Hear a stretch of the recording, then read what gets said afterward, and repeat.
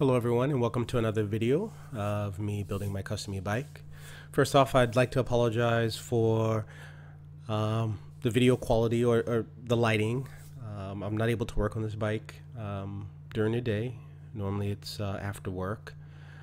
In this video, I'll just look at a few components that I've received in. Again, I apologize that the videos are not consistent. It's due to the fact that as I get new parts in, I test fit them to see if I'm going to use them or not. Some I do use, some I don't use.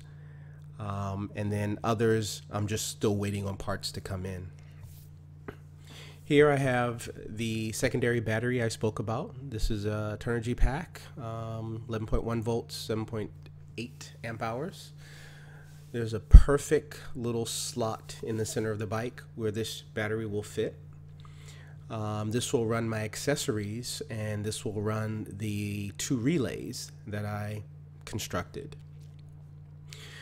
The battery will feed into this distribution block.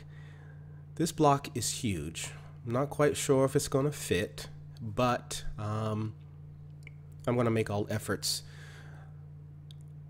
I'm planning to run a few accessories, front lights, tail lights, turn signals. We'll see how it goes. Here is the relay. These are two relays. You can see here. They are configured in series. In this time-lapse video, you'll see just me mounting the little bus bar I created, which is a flattened copper tube, bent and then drilled. The battery will connect to the bottom of relay number 1, which is this one. That will send the current around to the other relay, which again from the first key switch will cut on relay 1. The second key switch will cut on relay 2, which is here. Relay 1, I have the jumper on top, which is the 150 ohm 10K resistor. Will jump over to pre-charge the caps in the controller. And then again, the second key switch will power the second relay and complete the circuit. Here is my battery BMS. This is a 20S 60 amp continuous 120 amp burst. This I just received in from China. It is technically a 24S relay. They just left off the other 3 connectors or ports. Second bike I build, I'll go ahead and just get the 24-pin connector. I'm not planning on running 24S, but I'll have the option to do so. My battery pack is coming along quite nicely. I am still waiting on some additional nickel plates.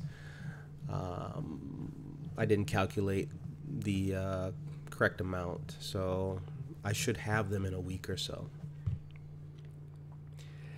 And here is the bike as it stands now. I have the crown motor laced in the wheel, inner tube and tires are mounted.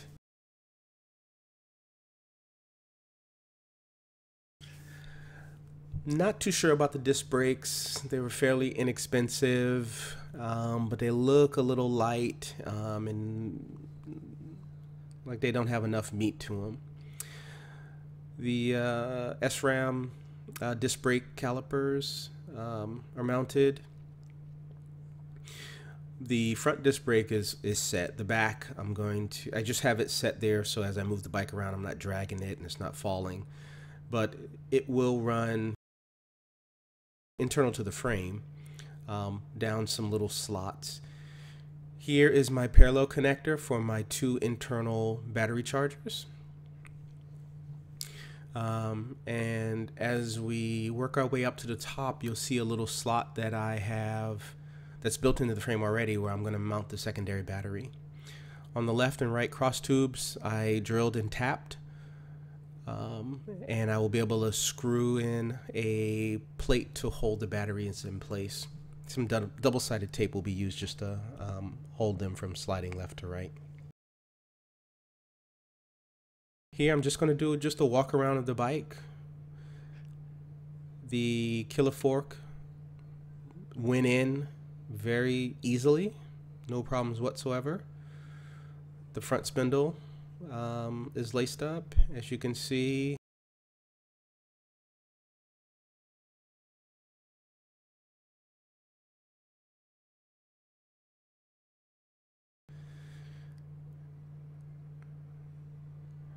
There's my cycle analyst. That's the V3. Coming down, we have the charge port. And again, there are parallel connectors that'll go into two different chargers.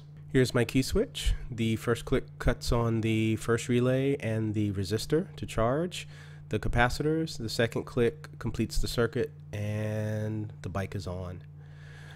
I mounted this ATV switch. I will have working headlights. I'm planning to have turn signals, and the button will not be a horn. I will use it to configure regenerative braking.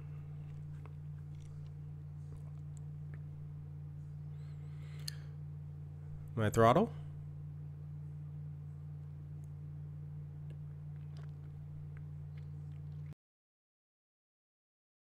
I think this frame is very nice. There are some pros to the frame and some cons. The pros are, one, obviously the price. This is a very inexpensive frame. The capacity for the battery compartment is quite big. The cons are it is heavy. This is not a powder coated bike. It's spray painted, and the paint quality is pretty cheap. I'm getting paint nicks all over the place. I'm waiting for some spacers for the back wheel that will finish out the rear wheel alignment, and then I can finally set the rear calipers and get them tested.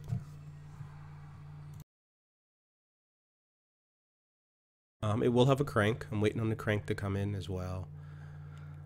Just some little minor things. The major delay right now is just me completing the battery pack. I need that battery pack in place so that I can test the other components. I need it just so I can power it up and check the alignment of the rear wheel and make sure the brakes aren't squeaking. Just a little small details here and there that really need the bike to be powered on. The controller down at the bottom is an 18 FET controller. Everything you see except for the front fork was purchased from Paul at EV3, and I've gotten great service from him. The grips and the mirror, those are just purchased locally off of eBay. Well, that's my bike. Hopefully I'll have some more videos coming soon. Please subscribe and like if you'd like to see me continue this project on YouTube. Thank you very much.